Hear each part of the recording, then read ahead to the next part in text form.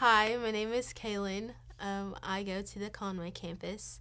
So, 10 years ago, my mother was diagnosed with breast cancer, and I was only 3 years old, so I didn't really understand what was going on. And it didn't really affect me as much, but I did see that it affected her and my father a whole bunch.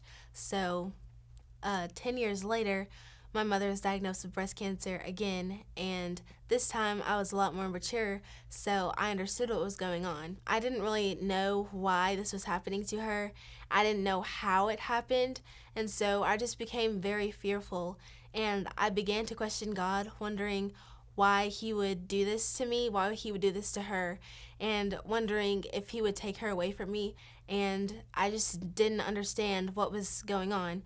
But in that time, I began to tell people what was going on, and they were praying for me and giving me verses, and that really helped me to understand that God would never give us anything that we cannot handle. And so I just started to meditate on the things that people were telling me and believe in my heart that God will take care of it. And so I would just pray every day as much as I possibly could, and that I would put it into His hands and not worry about it anymore. So through this time, my mother was actually getting better, and whenever she had surgery, I began to get a little bit more nervous, wondering, okay, so if this doesn't go well, what will happen to her? Will she pass away? Will she stay with me?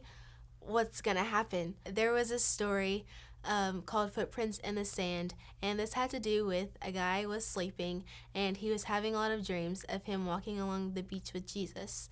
So, and it was playing a lot of scenes in his life of good times and bad times. So, in the really good times, he was walking, and whenever he looked back, he saw two sets of footprints, his and God's. But in the most hard times of his life, he only saw one set of footprints. And he began to question God, wondering, why would you do this to me? I am very faithful to you, and you said that you loved me, but why would you leave me in the most difficult times of my life? And God responded with, I do love you, and in the most hard times of your life, it was not that I had left you, but that I was carrying you through those hard times.